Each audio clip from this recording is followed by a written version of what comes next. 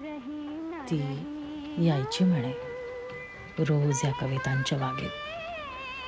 तासन तास रमायची म्हणे. प्रत्येक कवितेजवळ थांबून विचारपूस करायची. हसऱ्या लाजऱ्या कवितांचं फार म्हणजे फार अप्रूप असायचं तिला. कितीतरी कवितांना कुशीत घेऊन गोंजारत थोपटत राहायची म्हणे. एखाद्या खळाळून हसणाऱ्या कवितेला उगाच गुदगुल्या करून स्वतःच खुसूखुसू हसायची. आणि अनेक गंभीर दुःखी कवितांमध्ये बघायची वाकून वाकून स्वतःचंच प्रतिबिंब.